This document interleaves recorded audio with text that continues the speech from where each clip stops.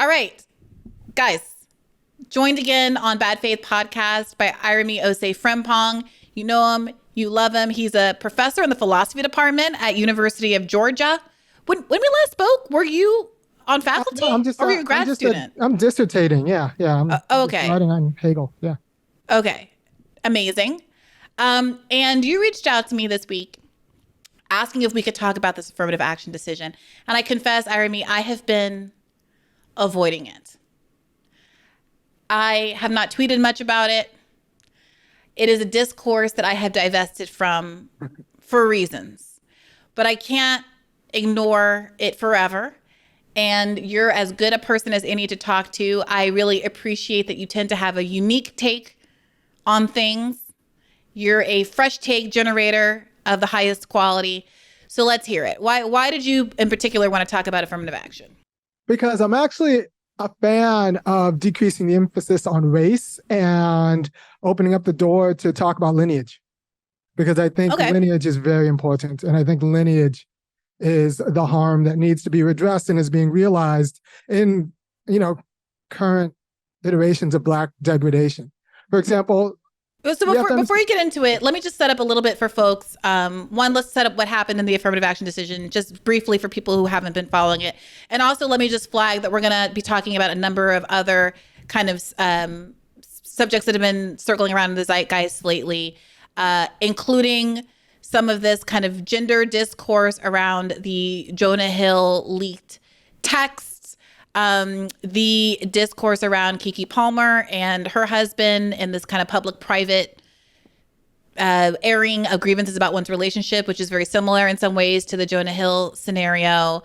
And perhaps if we have time, getting into some of the discourse around Andrew Tate, which is percolating again, because earlier this week, Andrew Tate sat down for an extended interview with Tucker Carlson, which is Tucker Carlson's first extended interview that he's done on his new show. So stay tuned for that. But the SCOTUS decision on affirmative action, many people, Irami, say it is symbolically harmful insofar as it is this group that has for a while been trying to challenge affirmative action. It tried first with Abigail Fisher in the University of Texas system. The courts found no merit to those claims. She basically was not qualified by the race neutral system that they have in Texas. So that case went away. But this time, the same people who brought that case used the discrimination against Asian American students, saying that they are being precluded unfairly from access to these elite institutions. It was Harvard and UNC that were involved here because of affirmative action programs, and that colleges cannot use race to determine their admissions policies, although they can assess people's personal stories of racial discrimination, which is something that's being referred to as a loophole here. Given that, some people say, well, is this really changing anything from the Bakke standard from the 1970s? In that case, that outlawed racial quotas. So some people are saying, well, the standard that Harvard and these schools are using anyway is using race as a proxy, evaluating people's lives and experiences. So is this really going to change anything? That's an open question. So let me put to you, specifically before you get into your broader theories about affirmative action, what did you make of the ruling here? So I have a problem with race neutral understandings of American institutions just in general, and why that should be such an aspiration insofar as we are a race-conscious country. It doesn't mean that we should be, or we had to be, but we are. So why should we pretend that we're not? And so, Irami, people are going to disagree. The folks who brought this case and the conservative justices that ruled the way that they did, they argue that we are and should be a colorblind nation, that this is what Dr. King wanted for us all, to judge each other by the contents of our character, but not the color of our skin. And therefore, you cannot use race to make decisions because that is in and of itself discrimination. So you're saying that you reject the thesis here that we are, in fact, a race-neutral nation. Yes, I reject the thesis that we are, in fact, a race-neutral nation. Scandalous. You're saying that there's racism, Irami, in these United States? I'm saying that there's race consciousness. I mean, I think that's what, Tuberville's getting in trouble for that just now. There's race consciousness, and insofar as there's race consciousness, I don't understand why we expect institutions to be unconscious. So for people who don't know what happened with the Tuberville scenario, how did that go down? Yeah, so Tommy Tuberville is a ex-football coach from Alabama. And as a football coach, he presided over no small number of black men for a few decades. And if you don't know, Division I defenses are all just black dudes. And that's language he used, right? Like he said, well, we're getting a little ahead of ourselves, but he basically was caught on Caitlin Collins' new show in an interview being asked to disavow white nationalism. They were having a conversation about whether white nationalists should serve in the military. And he says, well, we'll put the clip in here, but basically that I'm against racism, but white nationalism is okay. You said a white nationalist isn't American, but a white nationalist is someone who believes horrific things. Do you really think that's someone who should be serving in the military? Well, that's just a name that has been given. I mean, it's not. It's a real definition. There's real concerns about extremism. So if you're going to do away with most white people in this country out of the military, we got huge problems. It's not. We got huge problems. It's not people who are white. It's white nationalists that have a few probably different beliefs. Right? That have different beliefs. Now, if racism is one of those beliefs, I'm totally against it. I am totally against racism. But there's a lot of people that believe in different things. Is racist, Senator? Well, that's your opinion. Caitlin Collins tries to get him to understand that white nationalism is a kind of a shorthand for white supremacy.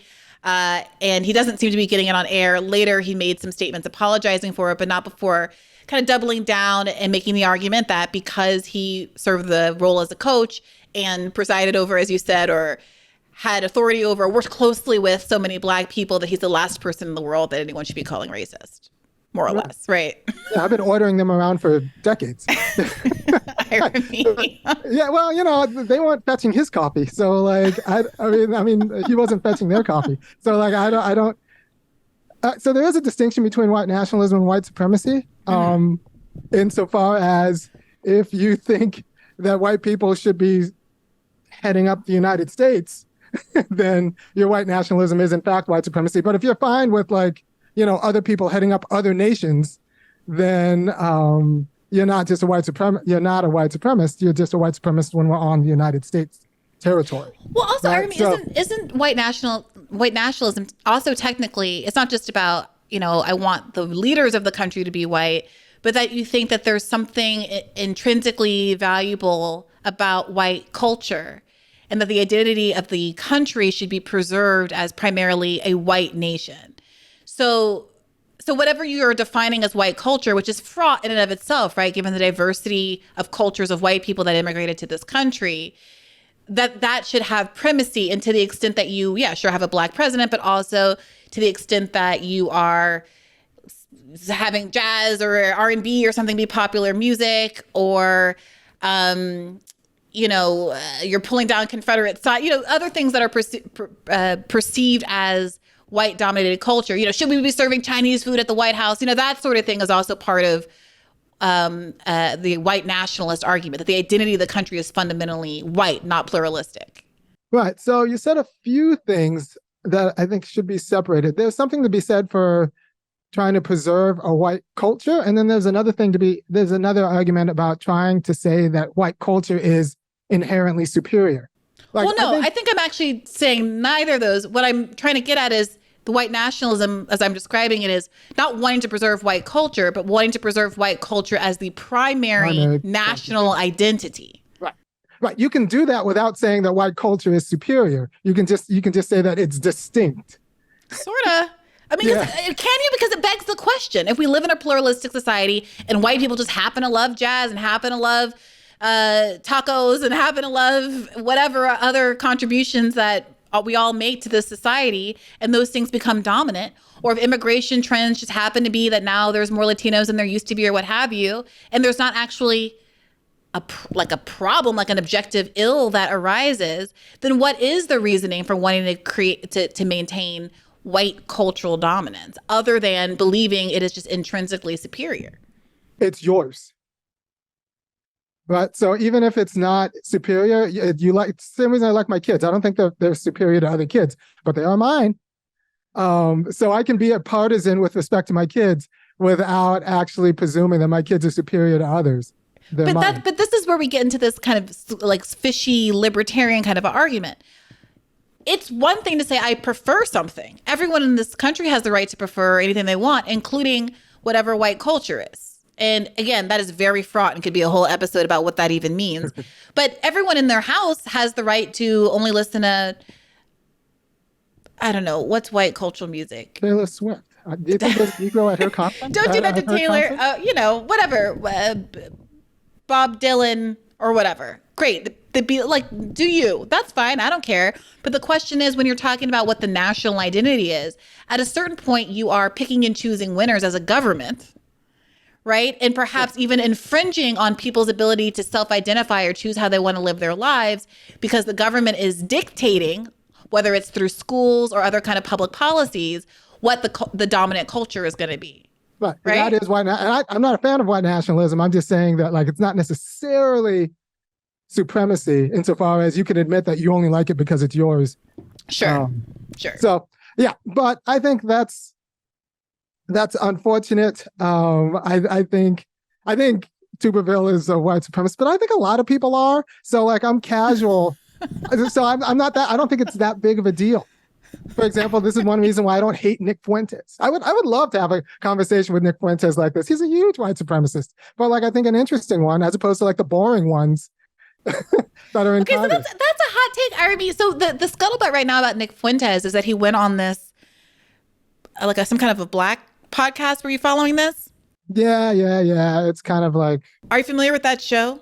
I haven't actually watched it, but I am familiar with it. It's like in the manosphere.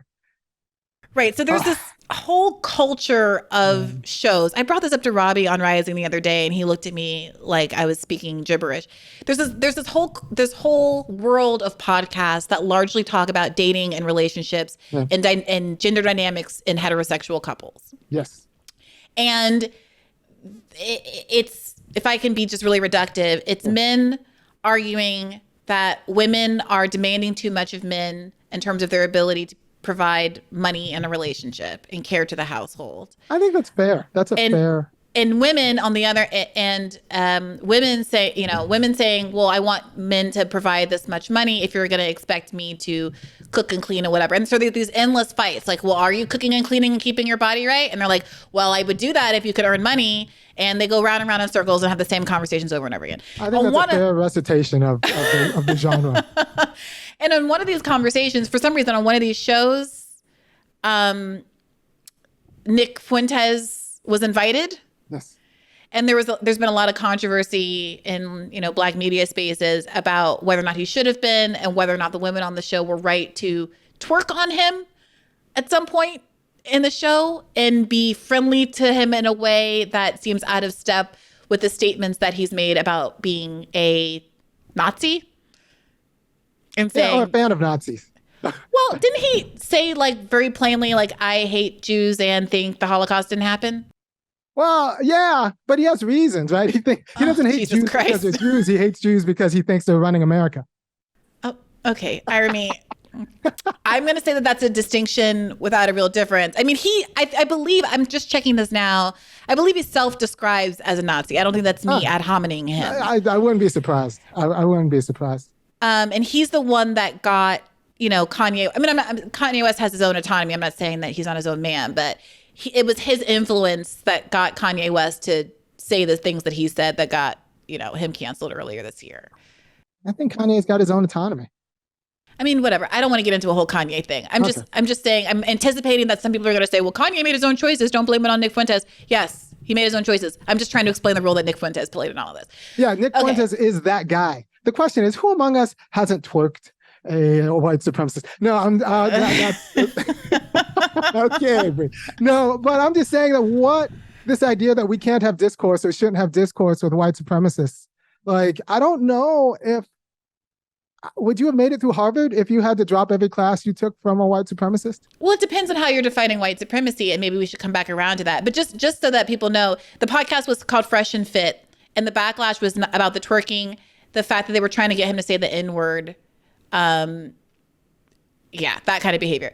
So this question of what it means, at this point, the term white supremacy people have argued, I've argued, that has been overly applied in a way that diminishes the impact of the statement. And I think that, along with the word racist, is probably fair. Although I also think that I have a very expansive understanding of what white supremacy is. And I think it can be, I would rather a world where people didn't freak out as much about applying the label and it was applied more broadly than a world where we have to come up with all of these weird other terms and only use white supremacy to describe someone who's literally like, I think white people are better than other races. And then, you know what I mean? Like, I would rather a world where we could just acknowledge that many of us are racist, say racist, do racist things, grow up in a biased, prejudiced society, internalize these things, and it doesn't mean you should be canceled just to talk about that out loud. That being said, with someone like Nick Fuentes, it's exhausting because you feel like you're self-identifying as a Nazi and I still can't call you white supremacist. Tuberville is on a show where he's explicitly asked about white nationalists and whether white nationalism is a good thing. And he says, this is what was so good about it. He says, well, to me, it's just American. It's just being an American. Yeah. Which to me, it is too. Okay, well, Irami, I don't know about you, but I feel very American. I feel just about as American as a person can get without being literally on the Mayflower or a Native American. And I am not a white supremacist. And it's an ideology that doesn't benefit me in the least. So that conflation that he did between what white supremacy is and being an American, I thought was an interesting kind of a tell. I mean, what do you make of that? Well, I think being an American, I think it's fair to conflate American identity with white national identity insofar as we're other. We are the other. Nobody conflates American identity with, like the descendants of slaves. No, because I think that they do. They do? I think that for all of the things that Black people have to contend with and all the ways that Black Americans are maligned, we are rarely, if ever, challenged on the basis of our American identity. America fought a civil war to give us primacy, like citizenship primacy, inextricably in this country. I remember in a sociology class in college, a chart was just once drawn on a board, and on the y-axis was how much you're liked versus how much you're not liked in America. And on the x-axis, it was like how American you're perceived to be versus how American you're not perceived to be. And the races were charted on this graph so that white people are both perceived to be very American and very liked. Asian Americans are perceived to be very liked, but not very American. Black Americans are perceived to be disliked, but very American. And Latinos are perceived to be disliked and also un-American. Right.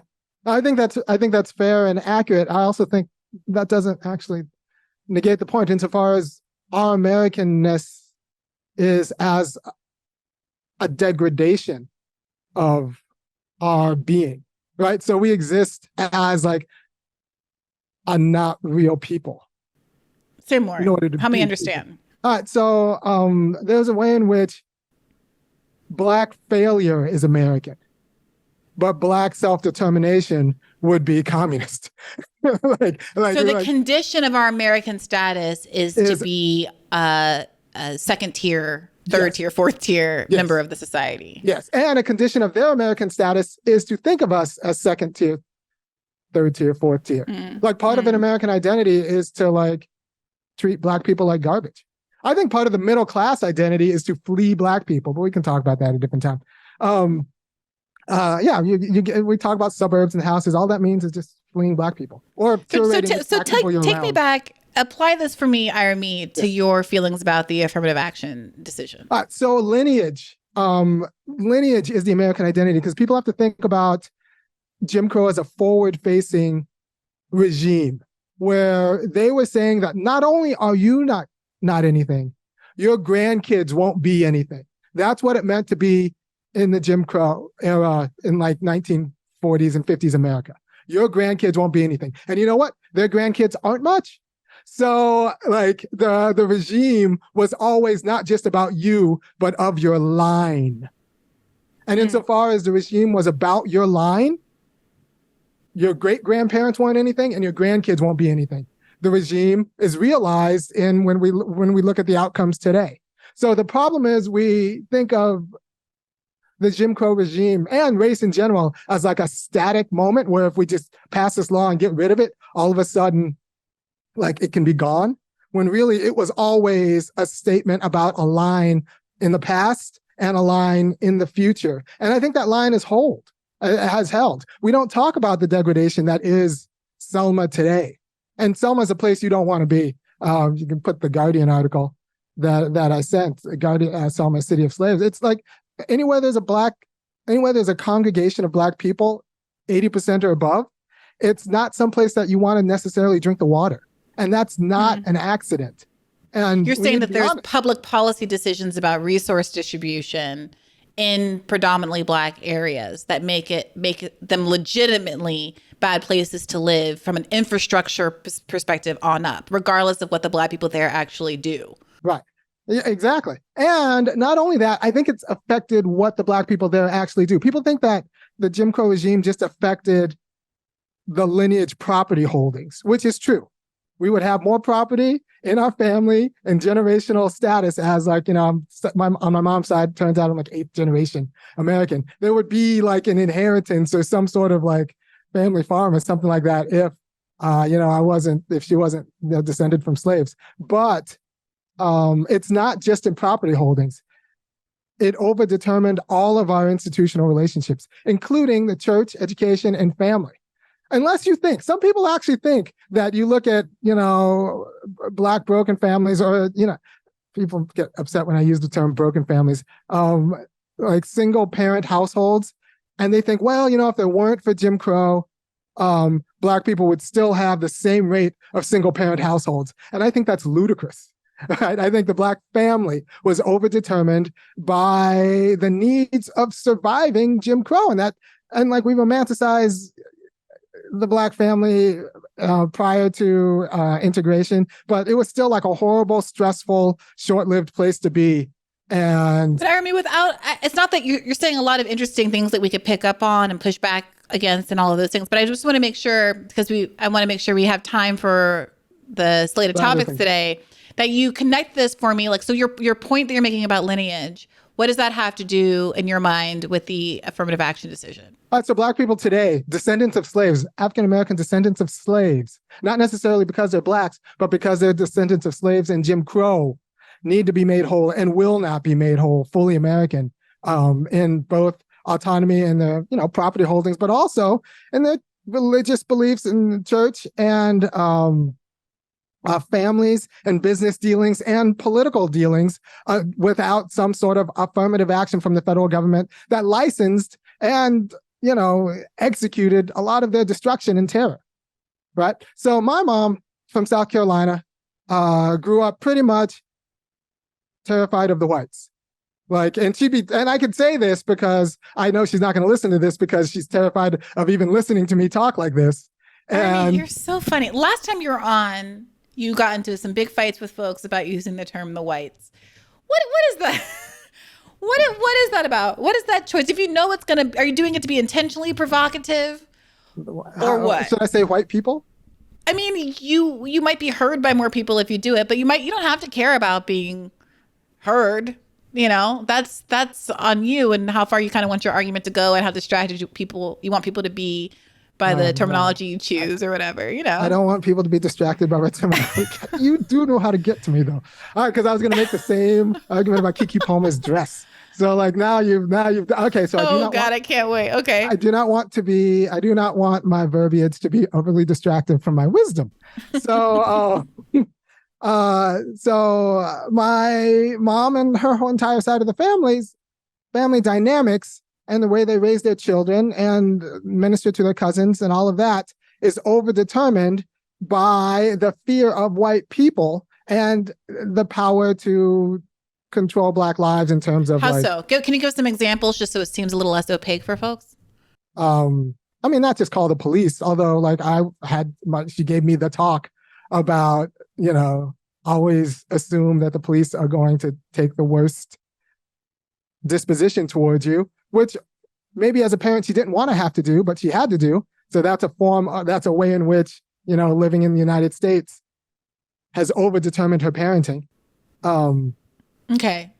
So, I mean, what's funny is that I recently saw commenters, posters, whatever, who were really pushing back against the notion that the talk was a uniquely Black, maybe even Black and brown phenomenon, saying that I too told my kids that the police might shoot and kill you and that you have to just be very solicitous because that's the way the cops are. And it was an interesting shift to observe because I remember like 2012, 2014, up to 2020, there was a lot of deference to the idea of the talk being something that white people were just learning about. And that was kind of horrifying to them that Black parents tell even very young Black kids. And it was horrifying that the reality that a state actor could shoot you down, that's such an adult subject, and that Black parents were regularly having that conversation with young Black kids was persuasive to white people who otherwise might not have been so aware of the complaints Black people have had about the police for ever. But these days, I'm seeing some pushback against that. And everyone, like all kinds of people are laying claim to the idea of the talk. And that shift to me is interesting. I'm not saying these people are lying about giving their kid the talk. All I know is that I saw 0 people who weren't Black even knowing what the talk meant in like 2010. And suddenly I see a lot of white people saying, well, everyone gives the talk. I don't know what that's about. Maybe it's true, but I just remember being shocked the first time I was at college when some white guy said he was going to go ask the cop for directions. Yeah. And I was just like, oh. Yeah. Yeah. Yeah. I was just like, why would you do that? You stay lost, man. We'll figure it out. why would you introduce another variable like a cop's gun into our lostness? I mean, Yeah, I do remember. I mean, I still to this day probably make a choice to just not engage. It's true. So I distracted you though. So you were saying that the fact of living within some kind of racial terror system, whether it's Jim Crow, whether it's just the ongoing police state, stop and frisk, whatever, affected your family's parenting choices. Yes. And I think it has always overdetermined the Black family. For example, right up until pretty much World War II, 75% of the Black workforce was in the South. And they were pretty much sharecroppers and domestic workers. It was that was 75% of the Southern Black workforce, including my South Carolina great grandmother as well. Maybe we're related, Irami. Yeah, well, the thing is, my family name is Graham, and who else's family name is Graham? Oh, Lindsay, huh? And he kind of looks like my uncle. We all know, and it's light, so we all have the same great granddaddy, and that's just known. Like my mom's light, and that didn't come through like a consensual relationship. So man, okay. it is what it is. But we're the product of rape, and we're not honest about that, and it's uncomfortable. Only because we just don't talk in those terms, but it's true, right? So imagine being a domestic worker, not just prior to Me Too, but in the middle of Jim Crow. There was rape all over the place and harassment all over the place. And you know what the family could do about it? Nothing, because they needed the money. So, and when I say that Jim Crow overdetermined the Black family, maybe there were fewer divorces, although there weren't really great records about those things. And there were a lot of Rolling Stones, as it were, about, in that time. And we just need to understand that if you can't even protect your wife from assault at work, what kind of content is in your family, even if it's not divorced? And wives couldn't protect their husbands from just random street violence. And so the Black family, what there was of it was overdetermined by the Jim Crow. And so you're saying, let me just untease that a little bit, because I do think there's a connection to the kind of discourse that happens on those Black podcasts a lot, the relationship discourse. Sure. It seems to me like you're making an argument that some of the traditional expectations within a relationship, for better or for worse, but these traditional expectations of the roles that women and men play in these relationships are disabled by racism insofar as if a man's role is traditionally to keep the family safe and to provide, living in a apartheid system where job opportunities are not distributed equally, in which racial violence is largely sanctioned by the state, precludes you from doing that.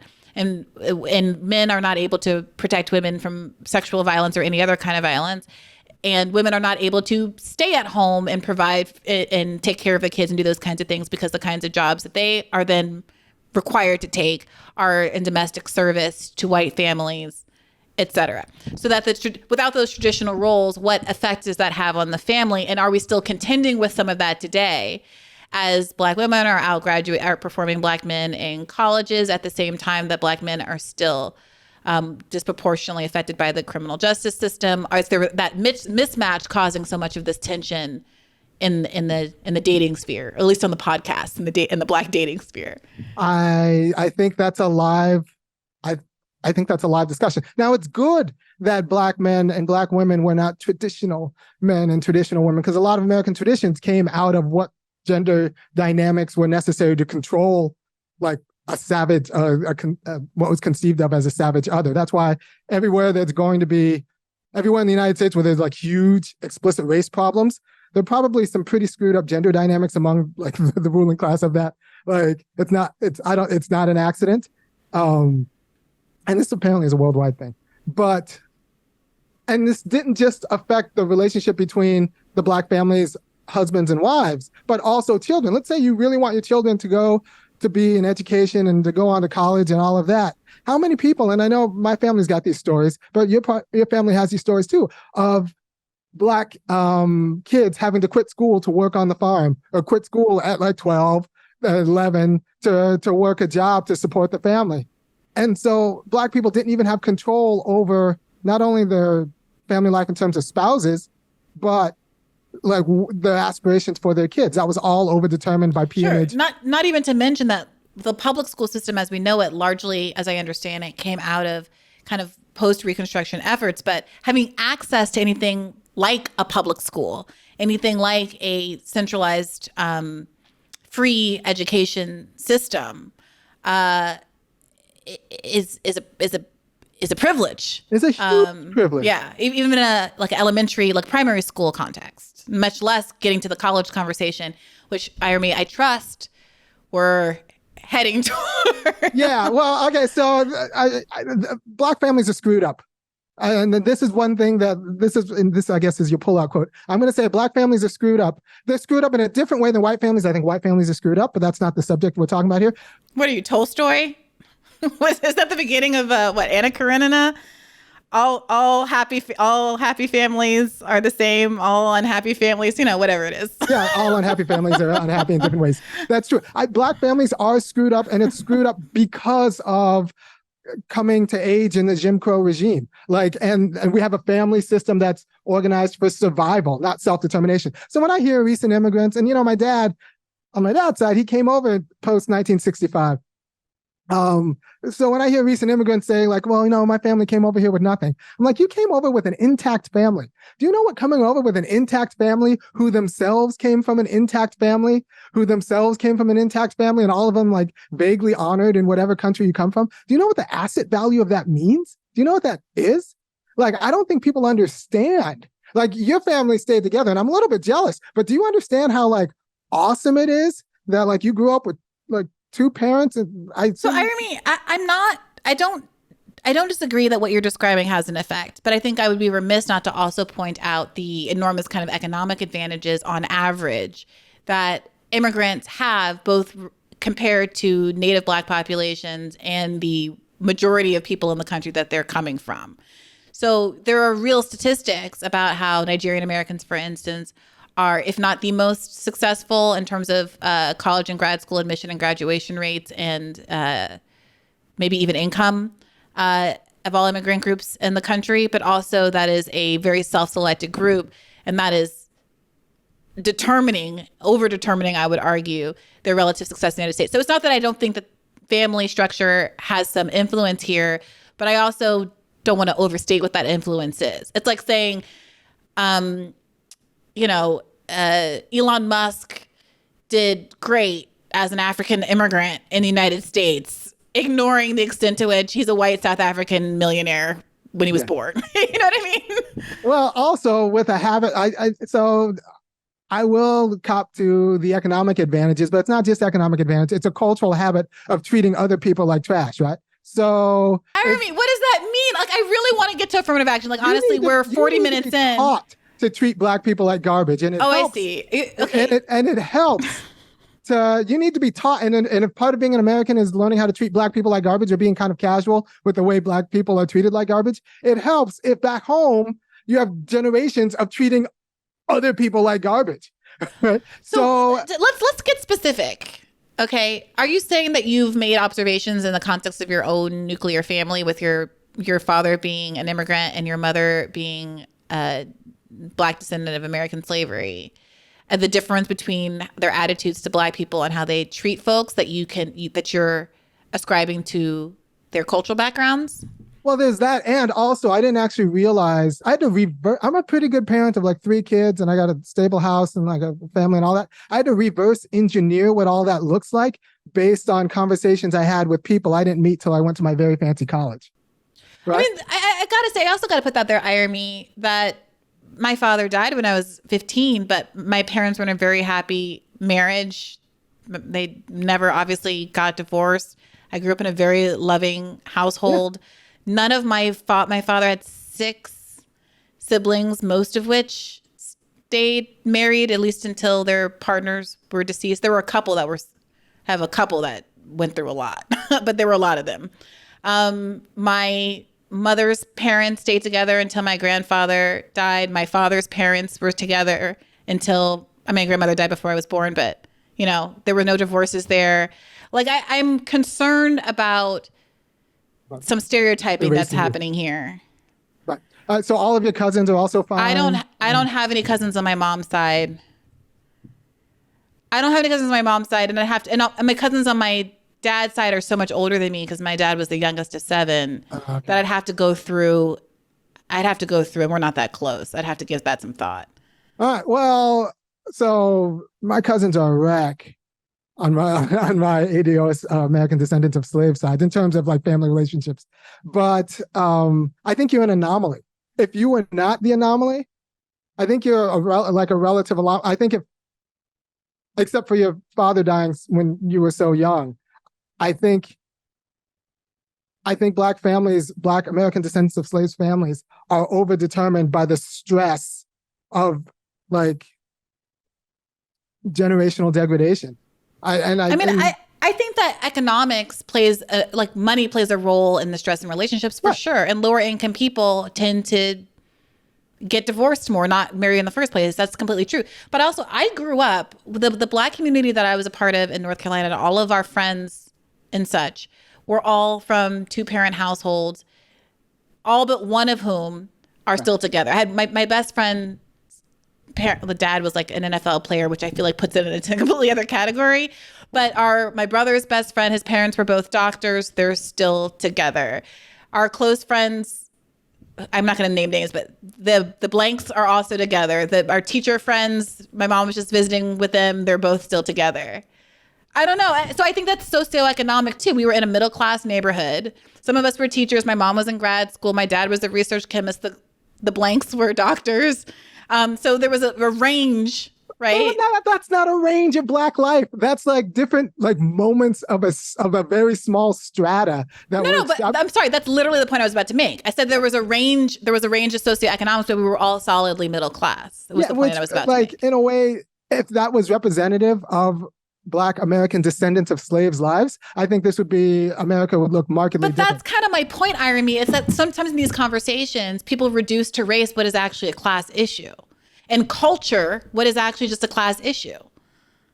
You know what I mean?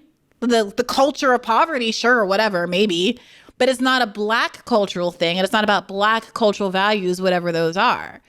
But the idea that you can have family and everyone being middle class, and that being a Black life, like this idea that it's all about class, it seems like you can abstract the person from their family, have them be poor, and not make a comment on their wealthier relations. And that's like, that seems overly abstract. Like this idea that, yeah. So if class is defined by simply your place in the, you know, the scheme of economic production, all people on the shop floor are not the same. Oh, of course not. But I don't know that that's what I'm saying. In fact, even though my family earned relatively less compared to some of the others in the group, the fact that my mother was in a PhD program, you know, these are also class markers separate and apart from how much cash you're actually bringing in the door, right? So, of course, class is defined in all of these different ways. All I'm saying is that race. I love how class gets defined everywhere except we like the amount of people who are like pro merit. And this is I'm sorry I'm cutting you off, but this is a good point. I don't want to lose it. The amount of people who are pro merit, who'll talk about merit and talk about merit. And Saga's been on the record about this clearly. But then talk about all of these other set-asides that they're fine with, geography, they're fine with all of these things that are abstracted from like test scores and grades. Like, I think that's fascinating. We're fine with like understanding every form of set-aside except for race. So this is such a good point. Here's something that's true that a lot of people don't think of, and which colleges are not very transparent about with respect to their statistics. There is an effort in colleges to have geographical diversity within the United States of America. So like a college in Boston is going to get a lot more people from Boston applying, but also a college in Boston or New York or LA is going to get a lot more people from everywhere applying because those are the kind of places that everybody wants to go. Meanwhile, if you are a student from an underrepresented state like Utah or North Dakota or Oklahoma, a college is going to get many fewer applicants from your state than they are from New York or California or Texas or Florida, which means given the interest in geographic diversity, you have an affirmative advantage when you are applying to school. Sure. And schools will break down, like I found some regional information that Harvard had published about kind of your chances of getting into school based on what region of the country that you're from. But the regional analysis isn't that useful because the regions are so big that it'll lump in like California and Utah. And the fates of kids from California and the fates of kids from Utah are dramatically different in terms of how many of them are applying to schools. And so the same way that the congressional map is it advantages Republicans because there are all of these like relatively empty parts of the country that are red, those same districts are advantaged in the college application process.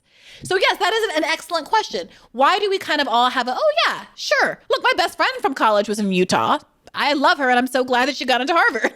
Yeah. But like, why are we living in a world where we understand that Harvard would be advantaged by having kids from different parts of the country? And I do think Harvard was better off from having her there in my class. But not the idea that having kids of various racial and cultural backgrounds, and here's something else, different class backgrounds, would also advantage the student body.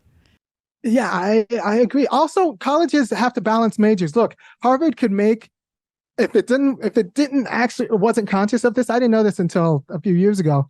If they could screw up and have an entire freshman class full of like white and Asian women biology majors, because like there are just so many biology majors like hopped up from 20 years of Grey's Anatomy and like parents telling them they want to be doctors. Hey, look, we went to college where like there's a significant number of people who went to your law school who only went to law school because of Ally McBeal. They don't talk about it that way, but I know it's true and you know it's true. Maybe people who are a little bit older than me. I grew up with Ally McBeal, but I feel like nobody my age even knows what Ally McBeal is. Right. I'm just saying that there's like, kids aren't particularly creative in their aspirations. Sure. And so I didn't know this until I started teaching at UGA. And I just said like, why are there so many bio majors? Like who's telling these kids everyone's a bio major? And then they change. But like colleges have to have like an orchestra, history majors. Right. They need to have so they have to balance. And if they don't intentionally balance, they'll have entire classes of pre-med biology majors. Who then they have to convince now to study history. When I was applying to law school, I think I wrote something about having an interest in art law. And on my acceptance letter, the dean of admissions had written, congratulations, I welcome you to come and pursue your interest in art law. And so I think that there was this expectation. I mean, it was a consciousness of trying to have a certain amount of ideological or interest area diversity at the law school as well as in the undergraduate level, for sure. You want to make sure that everyone doesn't want to be a corporate lawyer. You want to find some people who want to do public interest work, who be public defenders, housing attorneys, things like that as well. Well, you also have faculty who teach this stuff, and they need classes filled. Sure. Right? People underestimate how you could have an entire class and nobody wants to take a music class. Right. Sure. And full of high achievers, and nobody wants to take a history class or an English class. And so you need people who are actually going to major in these things, and you have to engineer that because it's not going to happen magically. And it's an important point because Harvard, I mean, this has gone under mentioned in this discourse as well, that a competitive college like Harvard is perfectly capable of filling every slot with people with 4.0s in 1600 SAT scores, right? Not every school can say that, but the most elective colleges get their first pick of every perfect student in the country, at least on paper, perfect. So they're making a different kind of decision. They're saying, I want a well-rounded class, and maybe I'm going to say we want to set the SAT score to like the 99th percentile, but not the 100th percentile, and say everyone, we're going to look down to 1,300. We're going to be a little bit more flexible on the GPA if you have done these extracurriculars, or you had these life experiences in X, Y, and Z. And we're going to make a more interesting class. Exactly.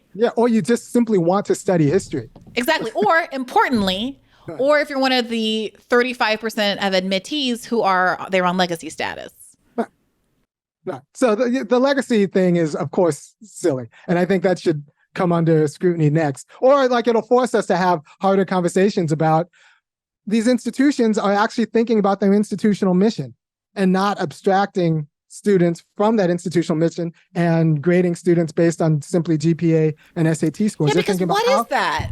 It's like a weird investment in metrics that's such an important question you just asked. What is the purpose of an institution like Harvard? What is the purpose of us having this very hierarchical education system where people are so invested in which college their child gets into, not whether they go to college, but which college their child gets into, that you have millionaire celebrities like Becky Tanner going to federal prison for fraud and trying to get her kind of airheady daughter into, what was it, Georgetown or something? George USC. Washington? Was it USC? Okay, USC. You know, like that is, I think that part of what frustrates me about this affirmative action conversation is that, like, one, I do think there's a legitimate concern about the way that Asian American students are treated, both as students and in the workforce. Based on my own personal observations, I think that there's a real problem there. But two, I think that their legitimate grievances are being used as a cudgel against Black students, when the reality is that it's white students that are having a quota maintained for them at these universities. And we see at universities where there's more race-blind admissions that Black people are already barely there. We're already such a sliver of the population, but the white numbers plummet because they're doing diversity. They're maintaining the average 70-ish% that the country is white, and at the expense of Asian American students who are overrepresented in terms of academic achievement. Right. So it's not even about us, even though there's a legitimate question about what to do about that and grievances that they have about being mistreated. And the third problem that I have is that all of this sidesteps the more crucial conversation I think we need to have about the goals of and the role of higher education and elite education in the United States of America, and whether or not we should continue to invest in a system that serves as a kind of sorting hat for your ability to access higher tiers of class in the United States of America, that is not actually equitable or accessible to everybody equally, but does serve as a shortcut for folks who otherwise would never have a ladder to rubbing elbows with the kind of people I have rubbed elbows with in my life, or have the same professional opportunities that I have had, largely because I was a good test taker when I was 18 years old. So I got into my fancy college probably because I checked music as my major, and I was a Black guy who was pretty good at taking tests. But I think the world has gotten a lot out of me going to my fancy college, because the only way I can talk about these issues with any sort of clarity or insight is because of my fancy college. I didn't have the vocabulary, the insight, or the interest. Well, I might have had the interest, but I wouldn't have been able to express it in any meaningful way prior to that environment. So, I think it's okay that institutions take their institutional mission to be more broad than just grades. Just rewarding the highest SAT score in America. I mean, that's such a weird thing to say. Like Harvard or any school has an obligation just to crown you. The highest achievement a person can have in life is scoring well on an SAT when you were 18 years old. It's so bizarre. Regardless of any other institutional interest like Harvard might have. Right. Like they might actually have a mission to like provide a university with multiple departments and like multiple kids who have an interest in these departments and faculty who, so they might have other interests. I know at the University of Chicago, they read the Iliad in Greek every year. So they need to actually produce undergraduates who are interested in learning how to read Greek so that they can do that. So like they can't just take the highest scores because maybe the highest scores want to study medicine and don't want to learn Greek. So like these institutions have other institutional interests that they cater to. The bit about Asian Americans, it's tricky because there is the anti-Asian bias in some of these elite circles is real. Yeah, for sure. It's real, it's vicious, but it's also really naive to come to America and expect America to play on rules that are good for you, but have never been applied to everybody else. Say more about that. So Asian Americans are mad that America's race conscious. You know what? I'm mad that America's race conscious too. But like, yeah, like, so how, like, so I don't understand. Okay, but Irami, the argument that, there's racial bias that preserves white hegemony, white supremacy. Am I allowed to say white supremacy? White dominance in educational opportunity and the subsequent professional opportunity. I don't think it's wrong or hypocritical for anybody who comes to America to have an expectation that, race isn't over-determining their lives. I do take your point, though, that to come to a country where that has always been the case and that Black and brown people and Native American people have been disproportionately affected by that, and to perhaps only have a problem with it when it affects you is irritating. Now, I'm not saying that's true of most Asian Americans or, obviously a lot of people, Asian American groups have shown a lot of allyship with Black and brown Americans over this issue. And there has been a lot of cherry picking of Asian American voices by the right actors in this affirmative action case to be spokespeople for Asian American interests when they do not, in fact, broadly reflect Asian American interests. So I don't want to paint Asian Americans with a broad brush either. I mean, I do think there's a low-grade Cold War against recent Asian American immigrants by like mediocre suburban white people. I mean, that's the part of it that makes me crazy. It's like, this isn't about us. Like, we have not been really. I know people who were in higher education in the 70s, and they opined that there was like a small window where affirmative action was actually working. It was benefiting. It was allowing economically marginalized Black descendants of slavery, fresh out of Jim Crow, to gain access to institutions that previously had like 3 Black people at them because Jim Crow segregation, a thing that ended only when my mom was like 5 years old. And that there was this brief window in like the early to mid 70s where it was serving its function. And then you started to have immediately these Supreme Court challenges against affirmative action as a policy that first were successful with the Bakke case, which outlawed racial quotas. So there's some irony to this, that people's imagination of what affirmative action is has been outlawed since like 1978. And the so-called loophole that the Supreme Court in this most recent judgment says that colleges can use, which is evaluating the way that race has affected your life experiences, is literally what they've been doing this whole time. Right. But if it makes them feel good to say out loud in a Supreme Court opinion that Black people don't get special treatment, I mean, you start to have to ask the question, if it doesn't meaningfully change what colleges are doing anyway, what are conservatives getting out of it to have judgments like this on the record? And it does start to feel like an opportunity for some white people, hashtag not all white people, but some of these white conservatives to germinate this perception, continue this perception that they are being victimized, that there are majorities in America and run everything, but that they're the real victims here, that they're the forgotten, ignored Americans, not on the basis of being economically disenfranchised, which is the real thing, but on the basis of race, and that Black people have been eaten high off the hog, and people's politics should be centered on ending that fake reality, as opposed to joining up with some other people who are economically marginalized, who are also Black and brown and other things, to fight for substantive material changes.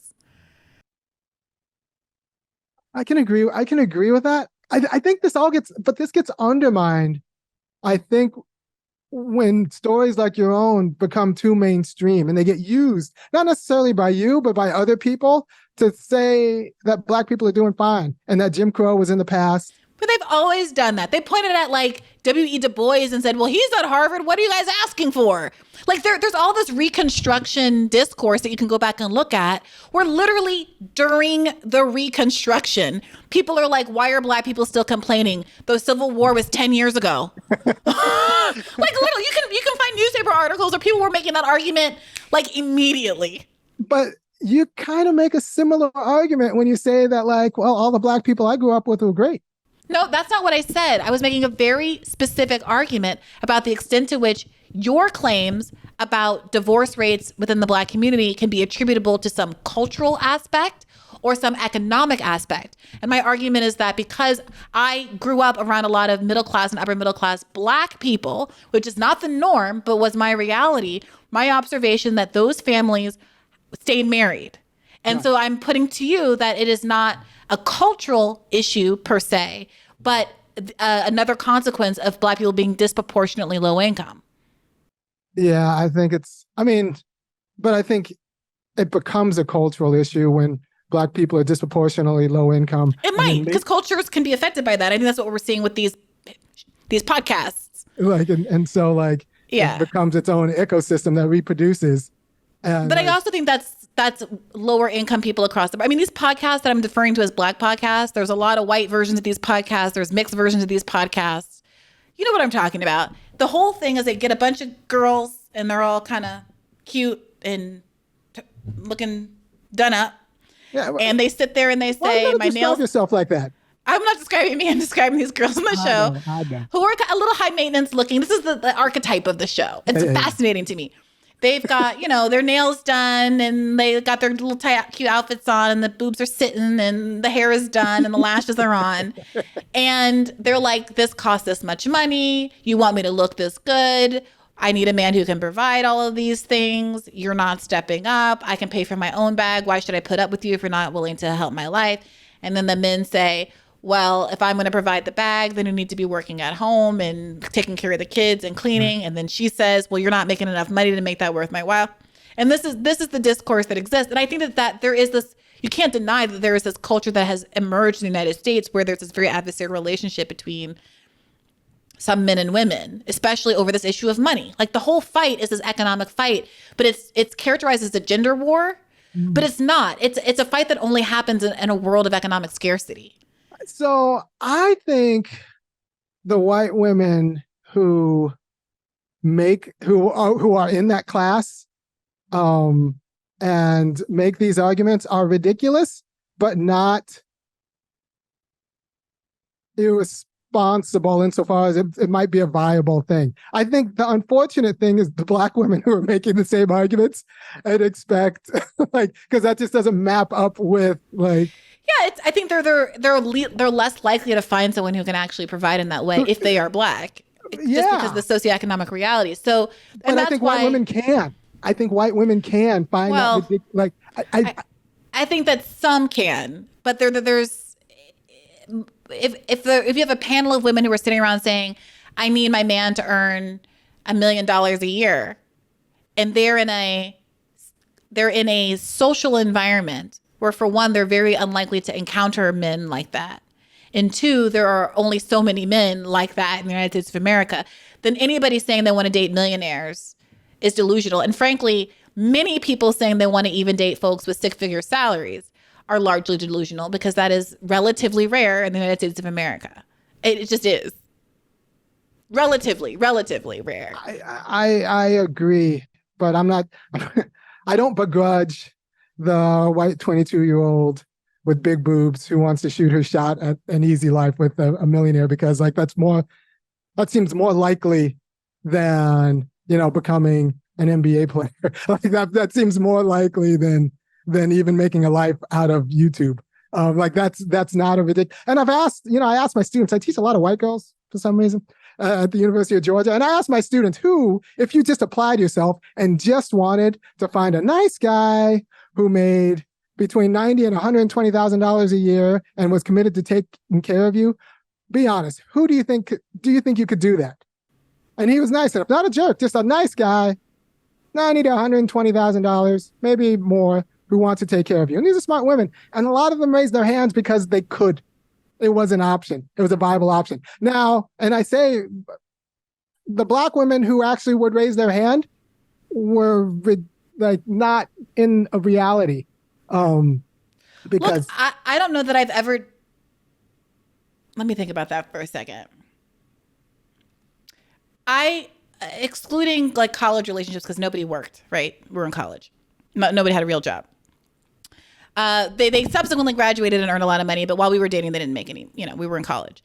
I don't know that I've ever dated a man who made over 100,000.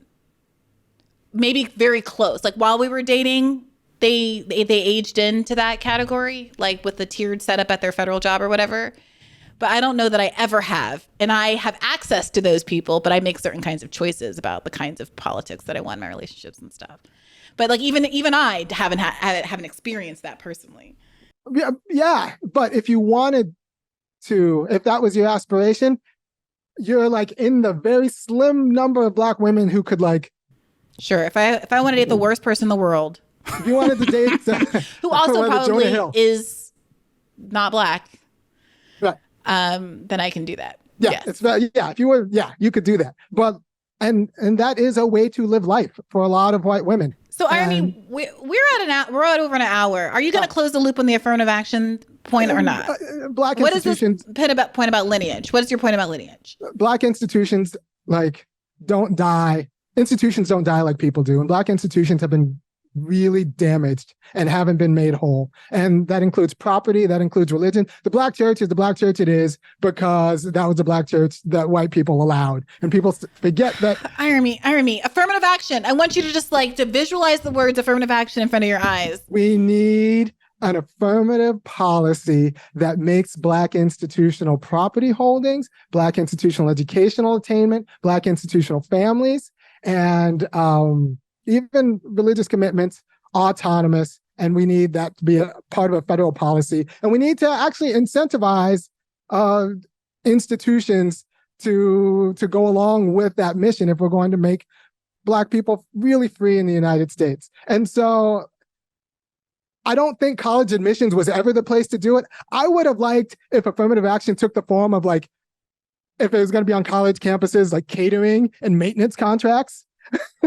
get Black people in those catering and maintenance contracts and those building contracts and then get some of that money. But the idea that Black people today are fine because Jim Crow was quasi-extinguished in the 60s is ahistorical and just dubious insofar as we don't understand lineage as mattering.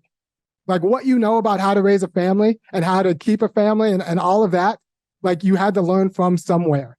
Okay, Irami, I really don't want you to say new things that I'm gonna, because I disagree with a lot of that, and we don't have time to get into it. That's why I'm trying to get you to say something cleanly about affirmative action and not all this other stuff. But let's just move on. You mentioned Jonah Hill. Want to say a couple of things about Jonah Hill before we wrap?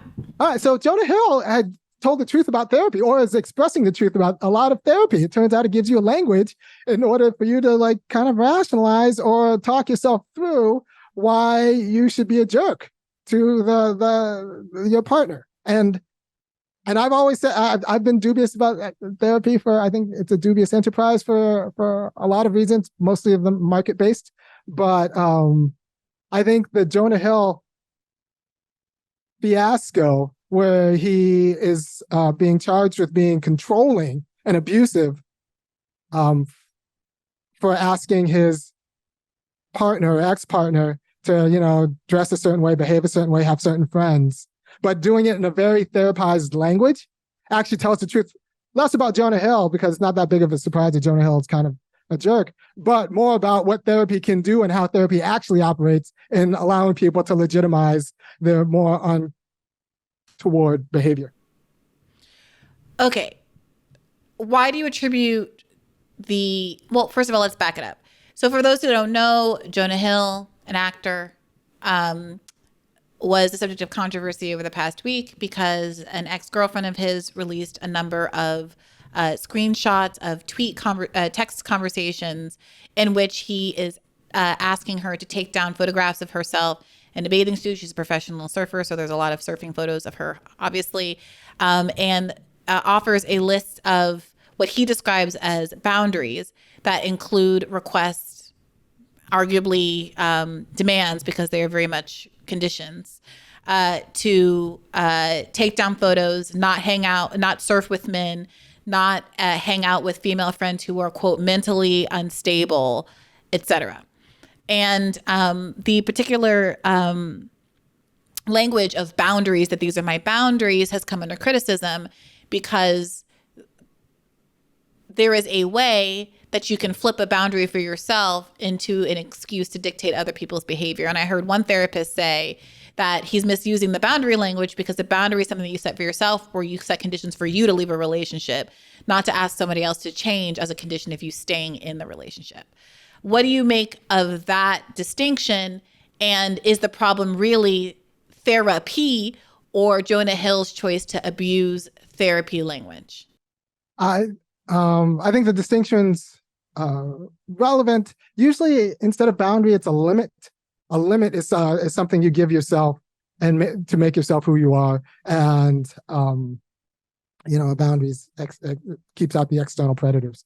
But that's neither here nor there. I think it's a helpful distinction, because you don't want to be externally determined. You want to be internally determined. But to be determined to be anything, you need to give yourself a limit.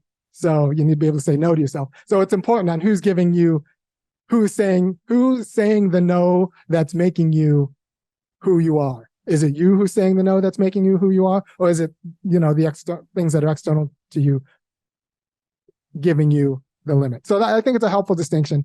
I'm not a huge fan of therapy, just because I think therapists are hacks in general, and the market model is not particularly helpful with respect to getting them out of their hackery, insofar as they're too incentivized just to get you to come back.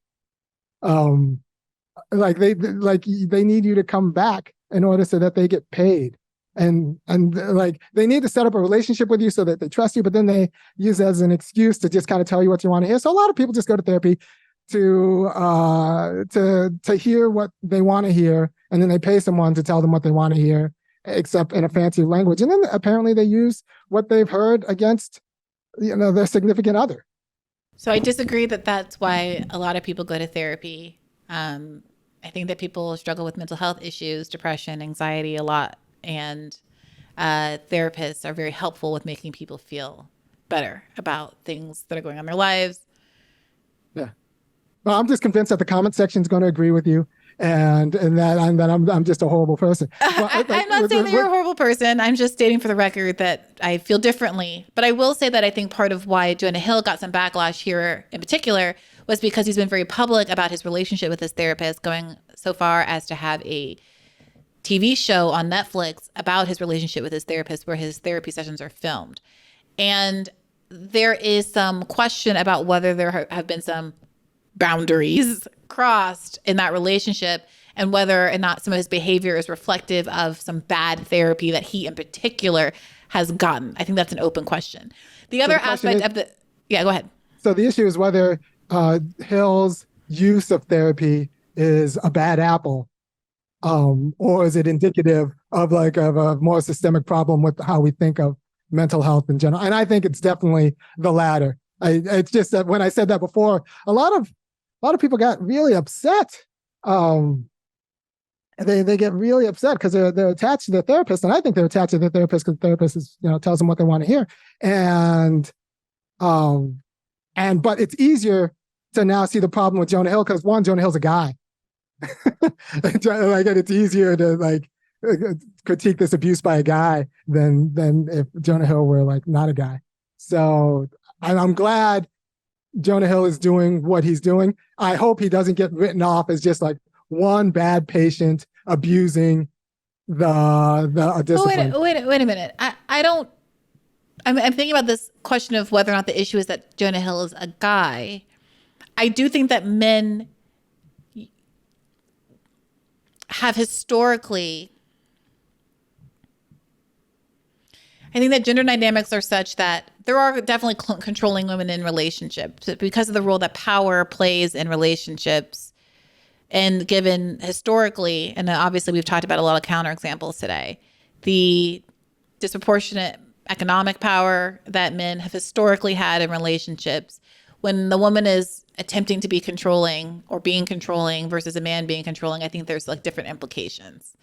So, is the 50s housewife being a dictatorial nag?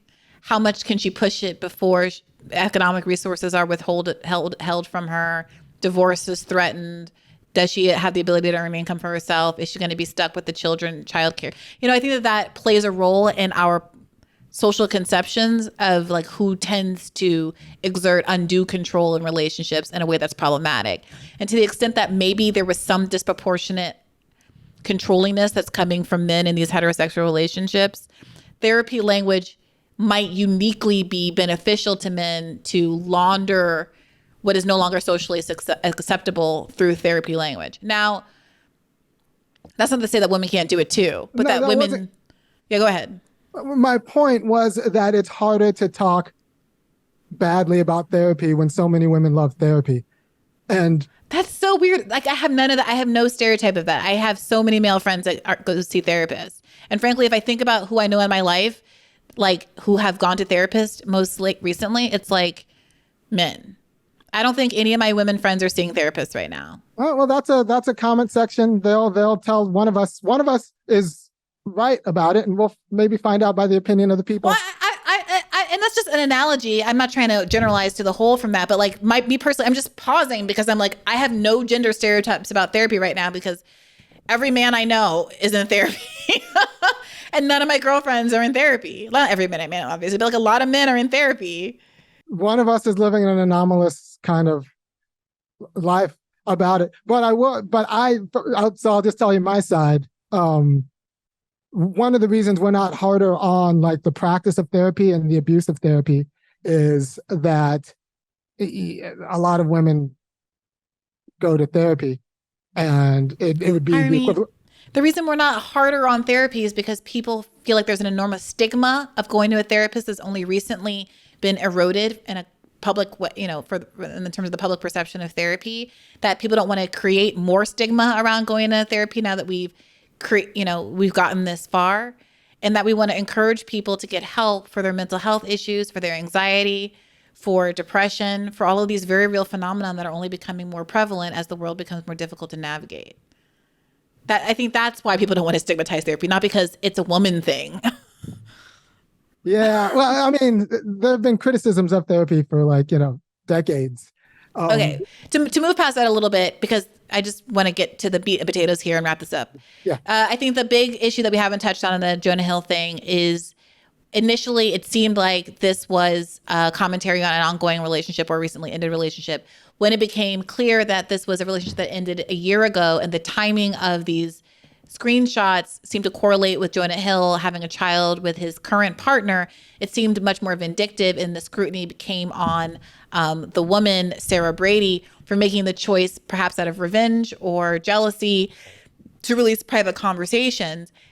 And I think there's some real serious ethical questions about famous people who date non-famous people, and the non-famous people kind of exploiting the fact that the famous person relies on their public reputation to embarrass them publicly about things that I think don't really warrant a public hearing. He didn't beat you. He's not breaking the law. I'm not trying to minimize, I think, what is legitimately coercive language that he's using, But if this were regular people, we could talk about this anonymously in a way that didn't hurt anybody. It being Jonah Hill, this feels like a violation of a vulnerability that he has as a public figure that to me really colors this whole episode. It makes me very unwilling to be especially critical, frankly, of Jonah Hill at this point. Like, this feels like a private issue. That's fair. That's fair. I mean, it's useful for me because I think Hill actually dramatizes a critique I've had of the practice. But, you know, I don't think Sarah Brady's a particularly great actor in this either. And honestly, having dated people with awful friends, so my tack was when I dated people with awful friends was different. I would just tell their friends that they're being awful and say how they could be better, both friends and better people. But I would feel weird telling the girl I was dating that she couldn't be with her friends because I just don't feel like that's my place. But I would not feel weird about taking it out on the friends and just letting that happen. I said this to Robbie, like, I explained to him that boundary distinction that we talked about a second ago. And I said, yeah, he was like, well, sometimes, he said, you know, sometimes people have terrible girlfriends. And I was like, sure. And you have the choice not to date someone who has terrible girlfriends, or you have the choice to, you know, just have an open conversation about your feelings about the thing. But, you know, a stereotype is also that men have terrible guy friends that encourage them to go out and get drunk and cheat. So you're making a decision by just choosing to date someone like that. You can get assurances that your partner isn't like their friends, doesn't engage with their friends when they engage in those kinds of behaviors. But you don't get to tell, you know, you don't get to tell people who their friends are and aren't. That's just a red flag, and you have to decide what you're going to do with that red flag. Okay, good. We're on the same page. You know? Yeah, no, I don't get that. There have been partners, friends that I have not liked. I have never tried to dictate to them how much they should hang out with them or whatever. Like, that's wild to me. That is. Yeah, I can't. That's not. Because also, like, you're setting yourself up for being the bad guy. Like, have you been dating long enough? Are you really confident enough in your relationship that they're going to choose you over their friend of like 20 years? Like, okay. I mean, that could really backfire. So if they're a kind of guy that I would hope they are, they will see it for themselves. And if they don't see the problem for themselves, maybe that is not the kind of guy that I want to be with, you know? Yeah, agreed. Okay, all right. So Hills asks, some of them were more reasonable than others. All of them were seemingly private and should have been handled above board. I don't know if I would date either of them. Which of these asks do you think were reasonable? So what did he ask? Not to hang out with unstable people. Yeah, I think that, no. I think, yeah, I don't. Okay, so maybe his ask weren't reasonable. Yeah, he said, plain and simple, if you need, surfing with men. She's a surfer. Most surfers are men. I imagine a lot of her professional life is surfing with men. Okay, boundaryless, inappropriate friendships with men. That's subjective. I mean, sure, not having sex with other men is a boundary. So technically, I would agree that I wouldn't want my partner to like be physical with other people. If that's what he means, sure, that's reasonable. But I suspect the fact that he didn't say don't cheat on me suggests that there's something that he's calling boundaryless relationships with men that is perhaps subjectively just a friendship with men that is not objectionable, in my view, my subjective view. To model, he doesn't want her to model. Okay, that's ridiculous. It's a job, you know. To post pictures of yourself in a bathing suit. Again, she's a surfer, so that's a job. To post sexual pictures, subjective. There's been people have gone through her timeline, and I've not seen anybody surface any pictures that are particularly gratuitous. One of the examples of the photos that she took down for him was her wearing kind of a white short and top outfit that frankly was not revealing. You know, the top's a little cropped, but you know, it's the kind of thing everyone's out walking their dog in the summer. So it's really kind of confusing. Friendships with women who are in unstable places and from your wild recent past beyond getting a lunch or coffee or something respectful. So no partying with the wild girls. I don't know what her recent past is. Yeah, go ahead. So Jonah Hill is, I feel like, I think he's immature. I think it's kind of ridiculous and possessive, and don't date him. I don't think it's necessarily like, I sent you a message. If you ever date Jonah Hill, I think I would be worried about my own judgment. Like, don't date Jonah Hill. And that was actually my problem with his last movie. I would not want my daughter to date Jonah Hill. Oh my God, you people. That was a movie where Jonah Hill played a guy who I would not want my daughter to date for multiple reasons. Yeah. And the problem with that movie is that it sets up that, so it's about an interracial couple. Jonah Hill comes from a Jewish family and she's a black family. Eddie Murphy plays her dad. Nia Long plays her mom. Jonah Hill's mom is played by Elaine from Seinfeld, Julie Louis-Dreyfus, and the dad is David Duchovny. Okay, great cast. All right. Yeah, great cast. And it's about like, cross-racial dating, blah, blah, blah. And Eddie Murphy's character doesn't like Jonah Hill because he's got bleached blonde hair and tattoos and he doesn't have a job. Then the problem is the movie kind of sets it up like he has a problem. And uses cocaine, right? And the movie sets it up like, oh, he has a problem with his daughter dating a white guy because he's also like a black nationalist.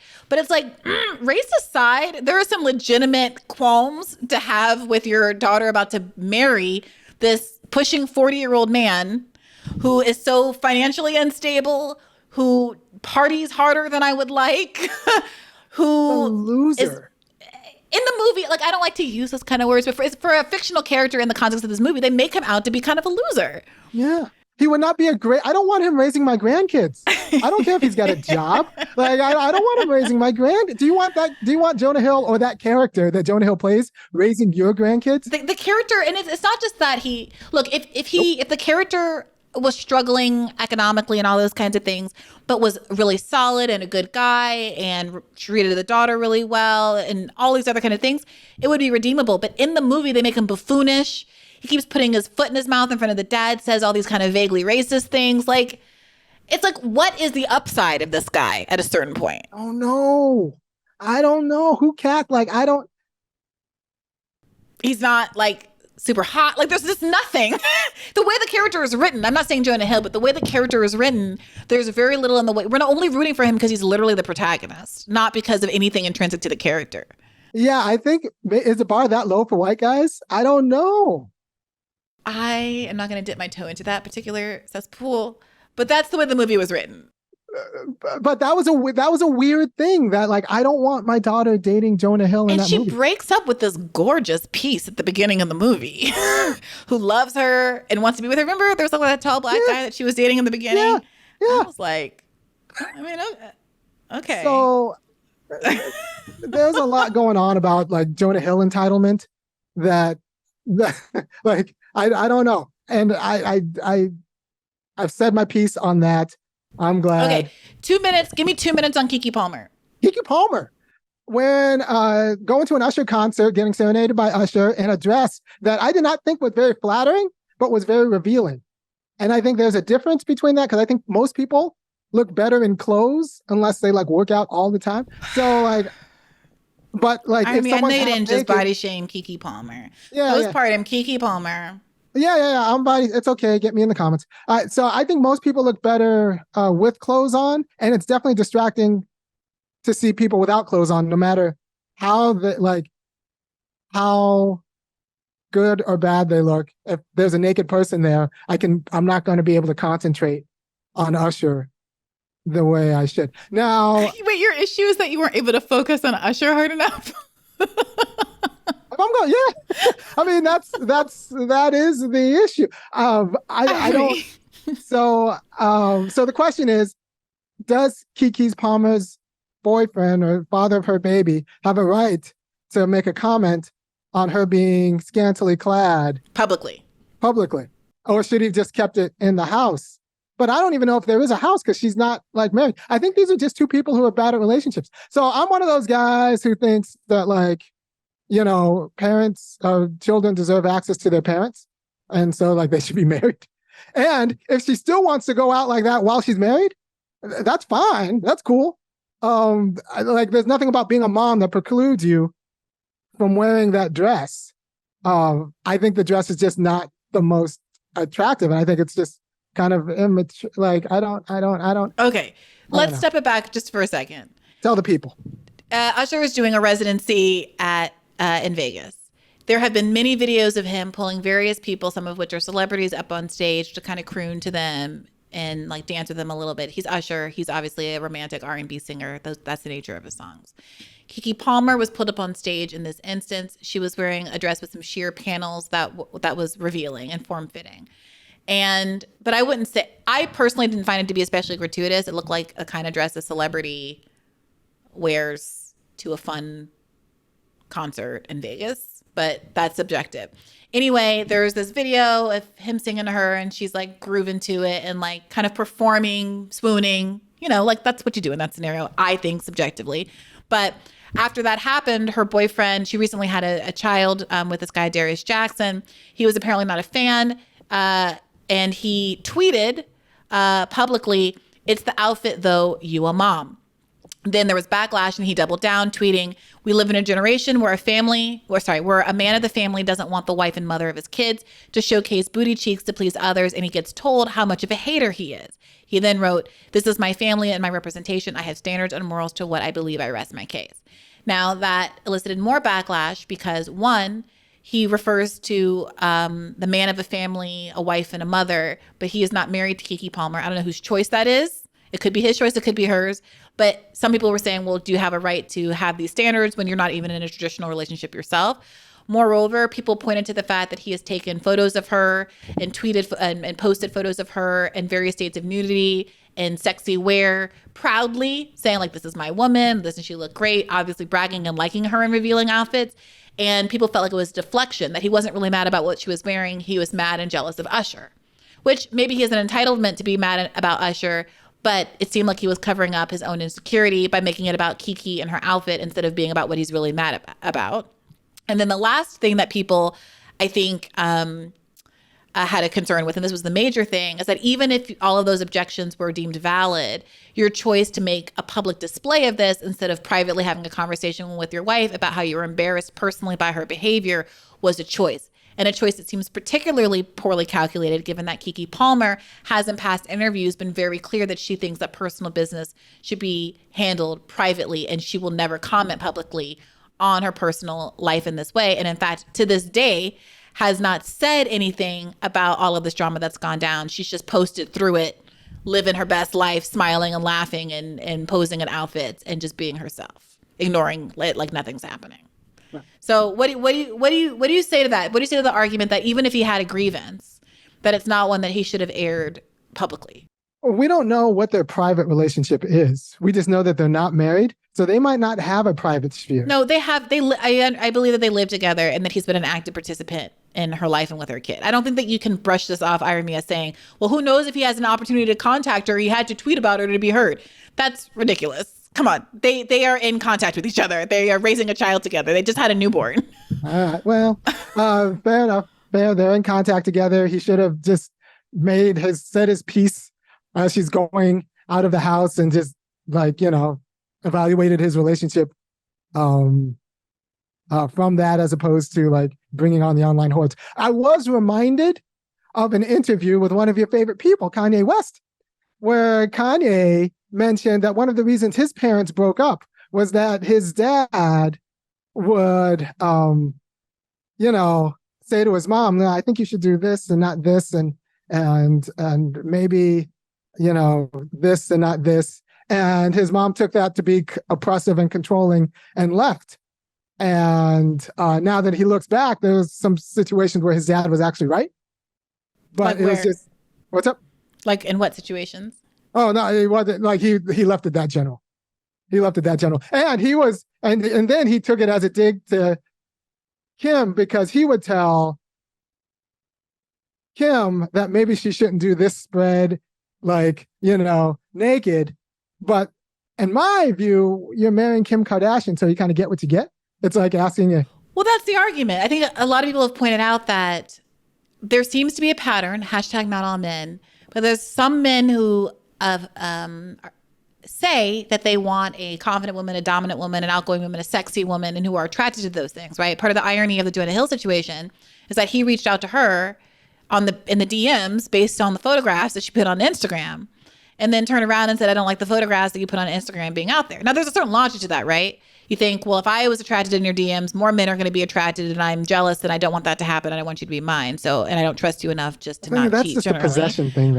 But that's the thing. And it's like, some people have been arguing in the context of this that it's not really about, wanting a submissive woman or a modest woman or these kinds of things, because these men are not going for submissive, modest women.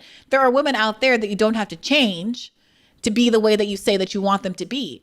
But to then go and date Kim Kardashian or Keke Palmer or these outgoing, very successful, sexually confident, body positive women and want them to be different than what they were when you got married does feel controlling. And like maybe what you want is not a submissive woman, but to exert power, to tame, if you will, a woman who is not submissive.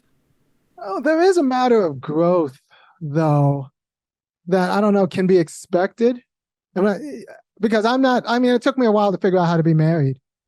And yeah, I'm sure I'm not the only guy who had to, because I spent, 20 some odd years not being married, and 10 of those years chasing girls. So it was hard to figure out how to interact with attractive women without, Anyway, so there's a lot of growth that needs to that can happen with couples, and maybe they're on kind of different expectations of growth. Maybe. Yeah. Keke strikes me as the kind of person, and this is pure conjecture. She's my friend in my head. But Keke seems like the kind of person that, if he had come to her privately and been like, look, I know you were just having fun, and I don't think you're actually going to run off with Usher or anything. But it did make me feel kind of disrespected when you, even if it was just performance, pantomimed being so attracted to another man in front of me when, I'm your partner at home and we're raising this child together. And, how would you feel about, I wouldn't want to disrespect you in that way. I wouldn't want to be publicly saying things about how hot I thought other women were and things like that. And, would you consider my feelings next time you're in that sort of a situation? If some guy said that to me, even if I might secretly in my heart of heart feel like if I want to swoon over Usher, I can swoon over Usher, I would have to respect that that's like a legitimate sentiment, that I can empathize with why he would feel that way and behave differently going forward. But we will never know what Keke Palmer would have said in that situation, because, honey, he blew it all up on the world stage. And it's unclear what their relationship is going to be like after this, if there is one. So I'm going to take him at his word and say the problem was the dress and not the dancing. But why would you take him at his word? I mean, I can pull up a video right now of him posting to Instagram, Keke Palmer in a skin-tight, full-body leopard sleeve, twerking. And him being like, yeah, that's my girl or whatever. Being like, yeah, get it. So maybe they both, I think they might be both confused, or at least I don't like the dress, right? So oh my gosh, you really are Kanye. Is this a fashion faux pas for you? It's a fashion faux pas for me, because I just don't think it's a very attractive look for her, and it's cheap. I think it's all of these things. I bet you it's not cheap. I mean, one part of this that we haven't mentioned is that Keke did just have a baby, and she has been very public about the fact that she loves her post-baby body, that she didn't have curves before, that her boobs are bigger, that her skin is cleared up, and that she's just feeling so good about herself and body positive and about life, and she's wanting to show that off because she didn't previously have, a body, as we say in the community. So in that context, it also does seem kind of, I'm feeling a little more live and let live. Any woman who's feeling body positive after just having a baby, I kind of just want her to have that. Just give her that. All right. So yeah, I do think he was immature in a lot of ways. And I just don't have that possession, that variety of possession that's attached to romantic relationships, I think is an artifact of kind of unhealthy relationships. And it's the same possession that's the white nationalist, white supremacy that we talked about at the beginning. They just like it because they think it's theirs. And like, there's a way in which he thinks she's his in a way that's like, I just inimical to the way I think about like my relationships with other people. I just. All right, look, I respect you being able to bring the circle back around and close the loop and tie this into white supremacy, Irami. Many props, Professor. Tell the people where they can find more of you and your analysis on Al Gore's internet. So if you like anything I've said today, go ahead and go to either www.funkyacademic.com, or you can just go on YouTube and put Funky Academic or Irami, Irami, in your little search engine, and it'll pop up, with a picture of me. And I do a show on every Monday on relationships and how to think about relationships, because a lot of the relationships we talked about today are like dating type relationships. But I actually think that more interesting relationships, if we're going to do like, relationship talk, have to do with dating into like marriage.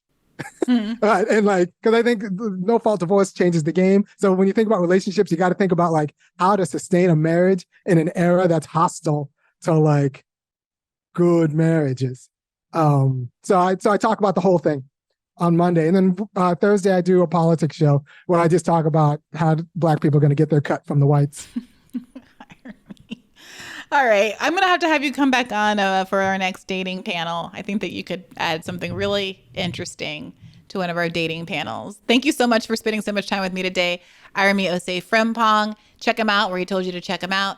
Thank you so much for listening to Bad Faith Podcast. This is a free episode. If you want to support these efforts and these terrific 90-minute episodes like the one you just listened to, you should subscribe at patreon.com/badfaithpodcast for $5 a month. You get a second episode every week. That's an episode that releases on Monday, although I'm considering moving it till Tuesday, a Tuesday-Friday schedule instead of Monday-Thursday. Stay tuned for that. But you get an additional episode every single week. Full video over at patreon.com/badfaithpodcast. It helps keep the light on and enable me to do what I want to do and talk to who I want to talk to and release half of these episodes for free. So thank you for your support. Take care of yourselves and keep the faith. Hey YouTube, thanks for watching. Just a reminder that this is a podcast. You can catch an extra premium episode every Monday for $5 a month at patreon.com/badfaithpodcast. That's patreon.com/badfaithpodcast for $5 a month, an extra episode every week. Additionally, please do consider liking this video, subscribing to this channel. It helps us out. It helps independent media beat the algorithm. We appreciate you. And as always, keep the faith.